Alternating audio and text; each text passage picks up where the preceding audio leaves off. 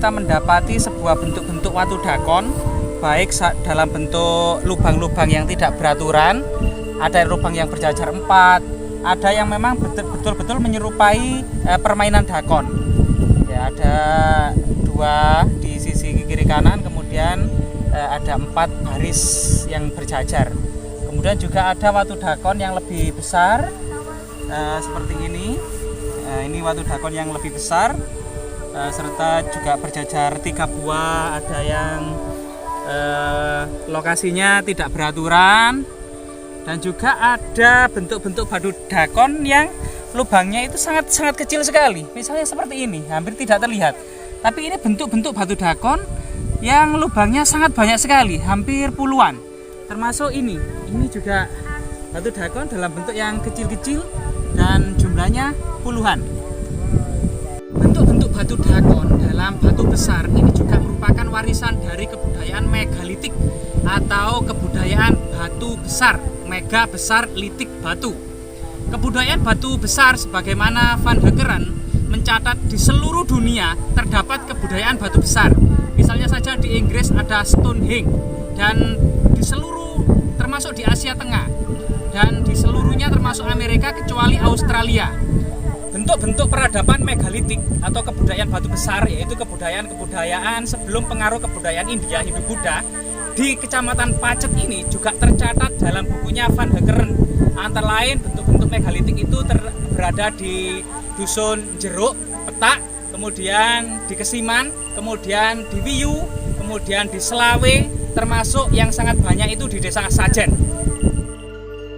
Sejarah Nusantara termasuk Jawa ini tidak dianggap sebagai masyarakat yang primitif sebelum kedatangan agama Hindu-Buddha, karena Profesor Kuncoro Ningrat dalam bukunya ada 7 unsur kebudayaan masyarakat prasejarah.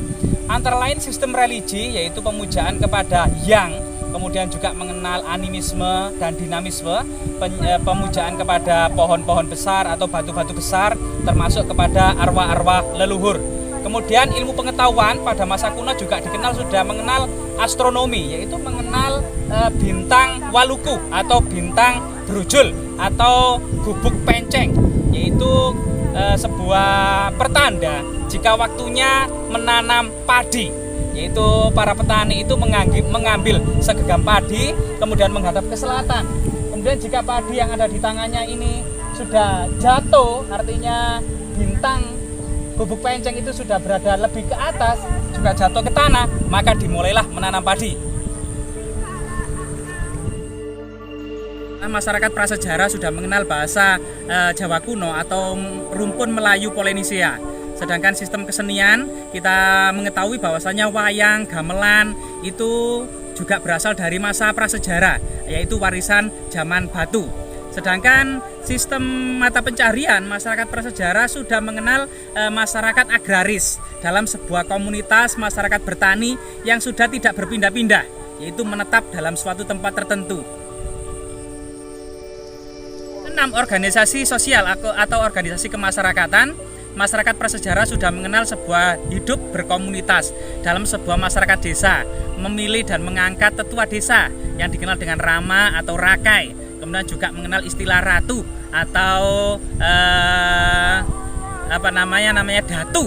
Ini merupakan istilah-istilah lokal masyarakat Nusantara sebelum pengaruh dari kebudayaan India.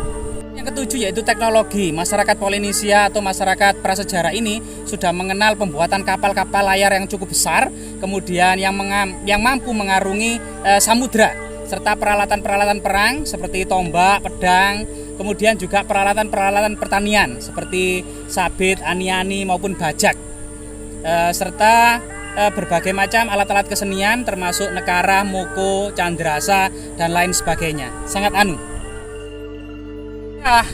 temuan watu dakon ini kita akan mencari bentuk-bentuk peninggalan lainnya.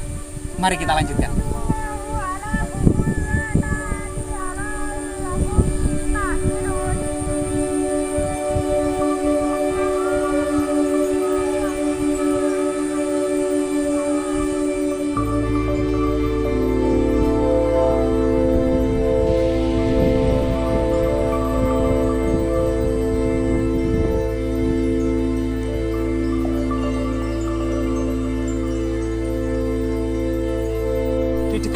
Dakon itu sendiri juga selain banyak temuan pecahan tembikar kuno masa prasejarah, juga ada batu kursi atau Van Hekkeren menyebutnya kursi arwah.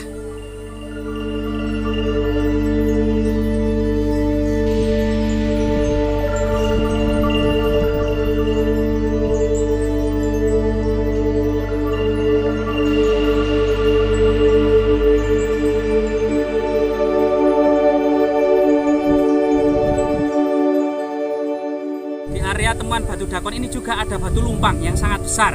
Ini kemudian berfungsi menumbuk sebuah bahan makanan, misalnya padi agar menjadi beras. Juga ternyata ada keramik Cina dinasti Sung. Nah, artinya masa-masa megalitik kepercayaan lokal ini pada masa Majapahit tetap dilindungi, yaitu namanya kabuyutan di bawah koordinasi naungan Menteri Herhaji. Sangat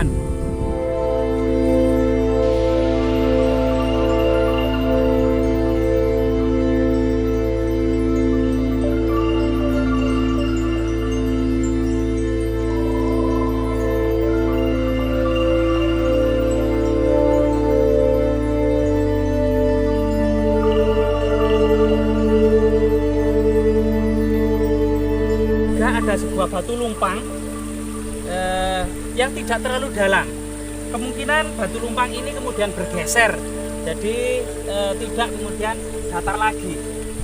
Batu lumpang yang tidak terlalu dalam ini dimungkinkan memang untuk menghaluskan dedaunan, rempah-rempah atau biji-bijian tertentu. Adanya meja batu yang kemudian juga di atasnya beberapa goresan atau batu burit yang kemudian untuk mengasah senjata sebelum kemudian digunakan, serta meja batu sendiri pada masa kuno berfungsi sebagai tempat persajian atau menaruh sesaji.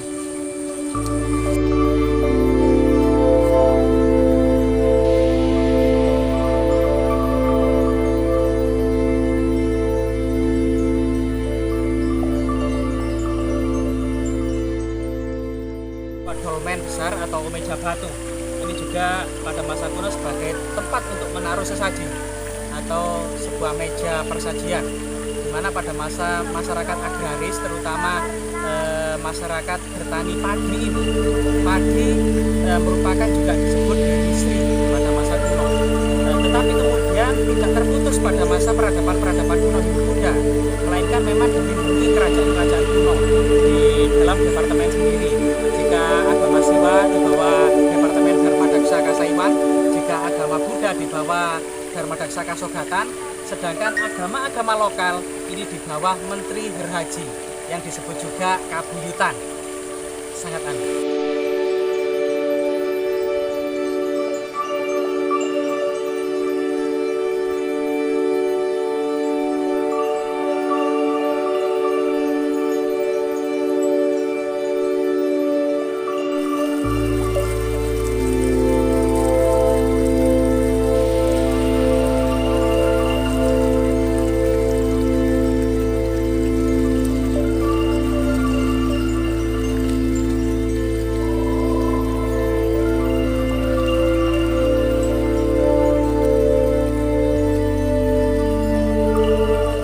Dakon tidak pernah dibuat di permukaan yang miring atau permukaan bawah, melainkan memang di atas batu yang datar.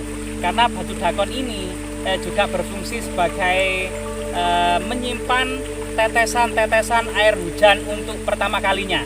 Karena air hujan yang menetes untuk pertama kalinya dianggap sebagai lambang magis, sebagai lambang kesuburan, lambang untuk memulai menanam padi, yaitu sebuah lambang kemakmuran. Sangat aneh.